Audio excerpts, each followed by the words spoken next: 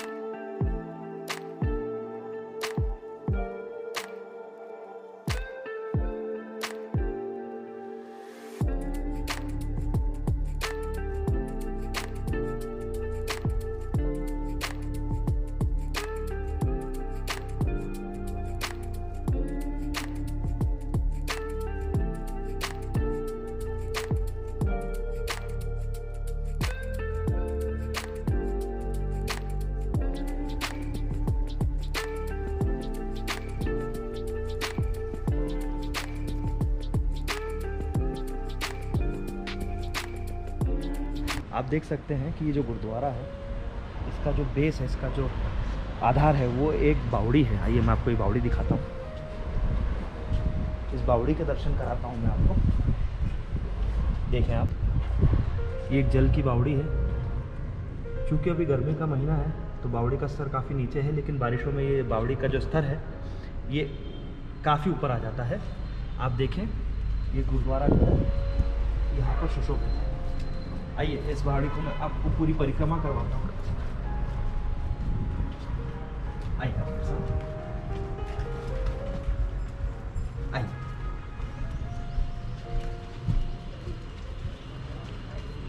इस पावन स्थल का जो इतिहास है, वो इतिहास ये है कि जब गुरु नानक देव जी अपनी दूसरी यात्रा के दौरान यहाँ पे विश्राम स्वरूप आए थे, तो यहाँ पे ये जो धार नगरी है, ये एक राजा गोपीचंद जी के नाम पर प्रख्यात है। और राजा गोपीचंद जी का यहाँ पे राज था।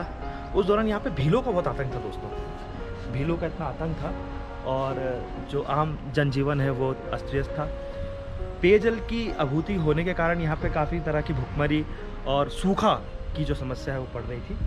गुरु नानक देव जी के पास जब गांव वाले इस परेशानी की जब गुहार लगाने आए, तो गुरु नानक देव जी ने इस स्थल पर आके कहा कि यहाँ पे फावड़ा खोदी, जैसे कि मैंने आपको ये जो बावड़ी दिखाई है, और यहाँ से जल की धारा, पेयजल की धारा प्रभावित हुई। और ऐसा माना जाता है कि आसपास के सभी क्षेत्रों को जल जो है यहीं से सप्लाई, जो प्रवाह दिया जाता है। तो इस तरह से इस पावन जो स्थल है उसका ये इतिहास है। चूँकि ये गुरुद्वारे की जो बिल्डिंग है, जो भवन है, काफ़ी पुराना व्रत हो गया है। तो अब आप देखें मेरे जिस पीछे नए भवन की शुरुआत हो चुकी है। आप देखें, ये भव्य निर्माण अभी चल रहा है। और ये जो निर्माण हो रहा है, ये सारे भक्तों की कह सकते हैं ना, कंट्रीब्यूशन जिसको हम कहते हैं, योगदान, जो तन मन धन का योगदान है। तन मन धन से मेरा मतलब मेरा तात्पर्य ये है, जो मैंने तन की बात कही, सिख पंथ में ऐसी मान्यता है कि जितनी कार सेवा अपने खुद के हाथों से होगी, उतना ज़्यादा पवित्र पावन ये गुरुद्वारा बनेगा। और आप देखें कि यहाँ पे मजदूरों के अभाव में, मतलब जो सेवक हैं, जो भगत लोग हैं, वो खुद ही सेवा चल रही है। और तन मन धन, जैसा मैंने कहा कि मन होगा तो ही सेवा होगी, और धन के बिना तो कुछ होता नहीं है। आइए दोस्तों,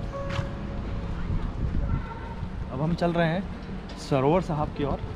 सिख पंथ में ऐसी मान्यता है कि जब भी हम गुरुद्वारे के दर्शन के लिए जाते हैं तो अपने तन को पवित्र कर लें। तन से पवित्र मेरा मतलब है कि स्नान या एक डुबकी लगा ली जाए, ताकि हमारा तन पवित्र हो जाए, हम साफ स्वच्छ होकर गुरुद्वारे के दर्शन करें या भगवान से मिलें। तो ये वो भवन है जहाँ पे सरोवर सुशोभित है। आइए हम आपको लेकर चलते हैं।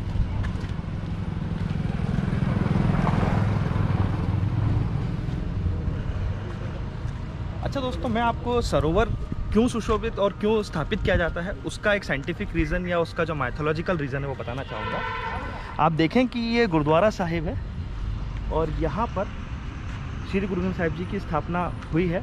और चूँकि जब बाणी, जो गुरु ग्रंथ साहिब जी की जो बाणी है वो प्रवाह होती है, तो ऐसी मान्यता है दोस्तों कि जो जल है ये मंत्रोच्चारित होता है। ये मंत्रोच्चारित होने के पश्चात अमृत का रूप ले लेता है। और जब हम इस अमृत को जब हम स्नान करते हैं या डुबकी लगाते हैं, तो ऐसा माना जाता है कि हमारे जो शरीर के विकार है, जो नेगेटिविटी है वो दूर होती है और पॉजिटिविटी आती है, सकारात्मकता आती है। आइए आइए दोस्तों,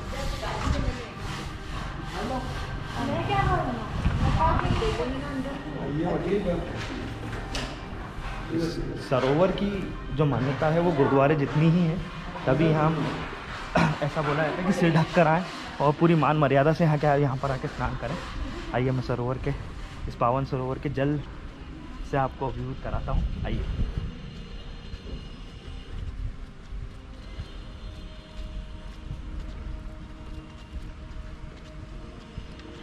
ये देखिए कितना पावन जल इस सरोवर का। चूँकि यहाँ पे सभी प्रकार के भक्त आते हैं, आप देखें कि ये पुरुषों की व्यवस्था की गई है, महिलाओं की जो व्यवस्था है वो थोड़ी सी प्राइवेट तरीके से की गई है। और ये पवित्र जल सरोवर का, अभी स्नान करने का समय तो नहीं है, इसलिए हम यहीं से दर्शन करके आगे बढ़ेंगे। आइए। ये मेरे मित्र हैं नागेंद्र तिवारी। ये पिछले चैनल से मैं इनके साथ जुड़ा हूँ और इनके चैनल को होस्ट कर रहा हूँ एक गेस्ट अपीयरेंस के तौर पे। और चूँकि नागेंद्र को मैंने रेस्ट दिया है, नागेंद्र आप भी अपना इंट्रोडक्शन दीजिए। हेलो एवरीवन, आपको तो पता ही मेरे बारे में, और आपको तो पता ही है वीर जी कितना अच्छा बोलते हैं। पिछले वीडियो में आपने देखा ही सही। तो अगले कई वीडियो में हम साथ में मिलेंगे, साथ में मिलेंगे आपको। आइए हमारे अगले पड़ाव की ओर चलते हैं।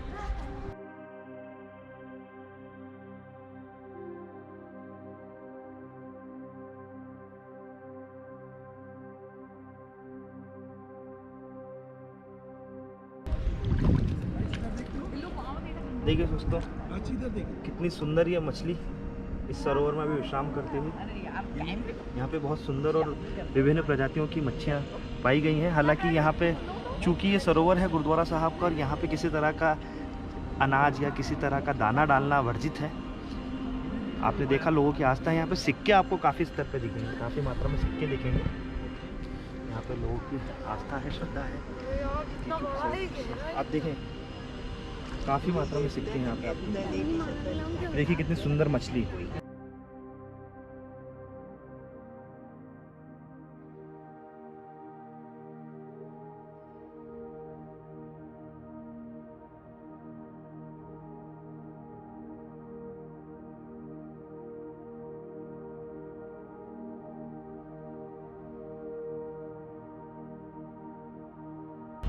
ऐसा माना जाता है कि पहले सरोवर में स्नान करने के पश्चात गुरुद्वारे के दर्शन किए जाते हैं। और दर्शन करने के बाद में यहाँ सामने आप देखेंगे कि लंगर हॉल सुशोभित है, वहाँ पे प्रसादी का विवरण होता है। और चूँकि ये एक ऐतिहासिक गुरुद्वारा है और यहाँ पे 24 घंटे सभी संप्रदायों के लिए, सभी प्राणी वर्ग के लिए, आप यहाँ पे प्राणी है इतना पर्याप्त है, मनुष्य है इतना पर्याप्त है। आप आएँ, आप किसी भी समय आकर आधिकारिक रूप से भोजन प्रसादी लें। यहाँ पे सभी के लिए एक जैसी व्यवस्था की गई है, सभी सामान्य धर्मों के, सब पंथों के लिए एक जैसी व्यवस्था की गई। आइए।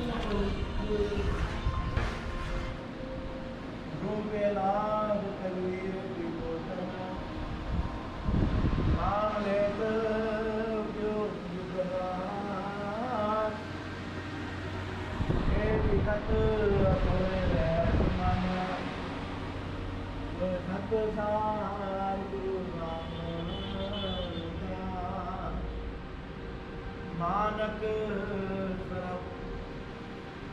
नानक नाम निरंजन जाने, किनी महत प्रेम जीवनाई आते।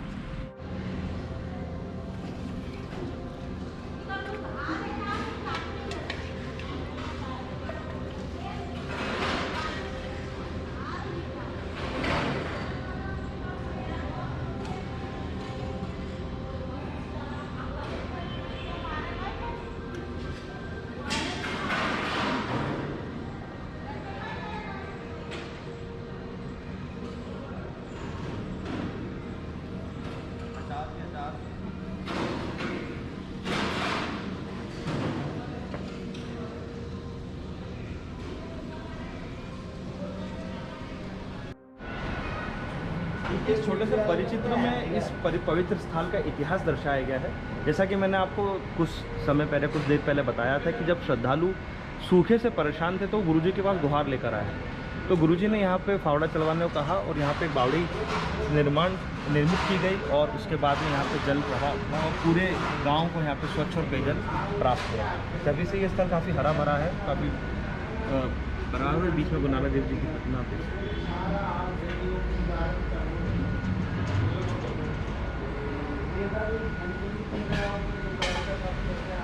आइए हम आपको भीतर लंगर हॉल के भीतर ले चलते हैं। यहाँ पे एक छोटा सा इतिहास अंकित किया गया है, आप देखें।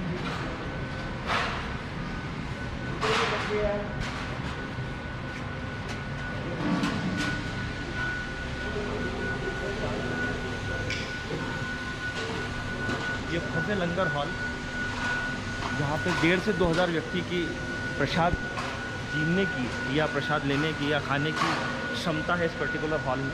जैसा कि मैंने भी आपको बताया, चूँकि पूर्णिमा अमावस पर इस पवित्र स्थल की जो आस्था बढ़ जाती है और यहाँ पे जन सैलाब या श्रद्धालु सैलाब उमड़ता है। आप देखें ये पूरा हॉल है, बहुत सही व्यवस्था की गई। बुजुर्गों के लिए टेबल कुर्सी की व्यवस्था की, जो बुजुर्गगण चौकड़ी मार के नहीं बैठ पाते, क्योंकि गुरुद्वारे या हम जब भी प्रसादी लेने आते हैं तो चौकड़ी मार के बैठना अनिवार्य होता है। पर कई बार क्या होता है कि बुजुर्ग लोग नहीं बैठ पाते हैं, इस वजह से यहाँ पर टेबल कुर्सी की व्यवस्था भी पूर्ण रूप से की गई है। अच्छा, स्वच्छता का बहुत विशेष ख्याल रखा गया है दोस्तों। स्वच्छता का जो इतना ख्याल रखा गया बहुत ही विशेष रूप से रखा गया है। आप देखें कि पंगत झीम रही है और प्रसाद चल रहा है। अब मैं आपको लेकर चलूँगा कि यहाँ की व्यवस्था सुचारू रूप से कैसे चलती है, इसको कैसे कहते हैं कि ना स्टार्ट किया जाता है या प्रारंभ किया जाता है, कैसे अंत किया जाता है। मैं आपको दिखाता हूँ, आइए। यहाँ से थाली उठानी है, ये स्वयं की सेवा होती है। थाली उठाकर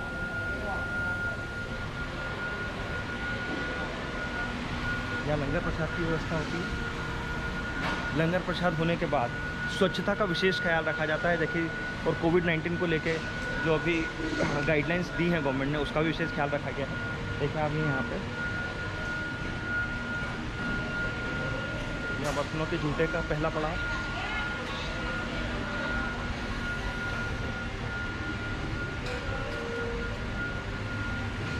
बर्तन मांजने का दूसरा पड़ाव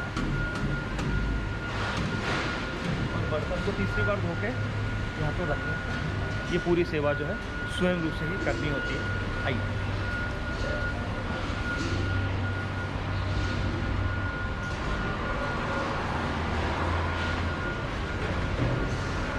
यह वो भव्य रसोई घर, जो किचन जहाँ पे 24 घंटे 12 महीने अटूट लंगर निरंतर चलता ही रहता है। जैसे मैंने पहले बताया कि लंगर प्रसाद की व्यवस्था सभी मनुष्यों के लिए है। यहाँ पे किसी भी व्यक्ति विशेष या किसी भी वर्ग या किसी भी जात या किसी भी धर्म या किसी पंथ को कुछ नहीं देगा। यहाँ पे मनुष्यता, यहाँ पे सभी अमीर गरीब छोटे बड़े लोग सब साथ में बैठ के प्रसादी लेते हैं। ये वो किचन है, इतनी श्रद्धा से सेवा चल रही है। आप देखिए, आइए आप देखें, जैसे कि मैंने बताया स्वच्छता का विशेष ख्याल रखा गया है। तो यहाँ निरंतर पोछा भी लगता है।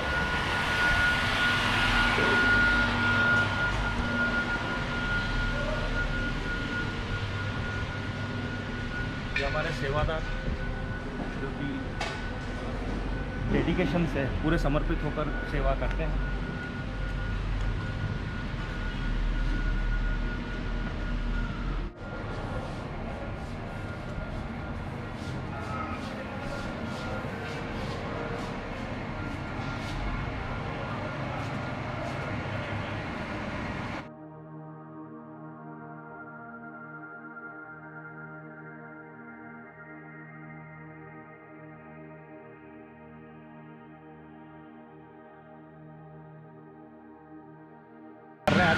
तो एक जानकारी चाहिए कि आपकी दूसरी उदासी गुरु नानक साहब अच्छे आई थी, तो वो केड़ा सन से सन नहीं मिलता है 1517 हाँ 402 साल 403 साल समझ लो ठीक हो गया। तो 1517 आपका 1517 बहुत बहुत धन्यवाद। यह जानकारी चाहिए और इतिहास वगैरह से सारा लो ना, फिर पूरा कवर सारा कवर कर लिया। ये रोटी मंडी सारा, हाँ लंगर तो पूरा कवर किया। हाँ हाँ जी पूरा कवर हो गया। वो सन पीता थी 1517 1517 भी चाहे थी हाँ और जी। अंदर खारा पानी सी जो मिठा कीता मिठा कीता सी और आज भी मिठा है। पूरे ग्रां का पानी आज भी खारा है, सिर्फ इको ही कुंड का पानी मिठा है। मिठा है और लोग आके लेके जाते हैं तो लेके पानी जाते हैं। जल जल और बोलते हैं पूरे मालवी भाषा भी बंदे हाँ, कहते हैं हाँ जी, हाँ जी। पूरे गांव का पानी खारो, हाँ। गुरु नानक को पानी मीठो। मीठो हाँ बिल्कुल सही ठीक चल आज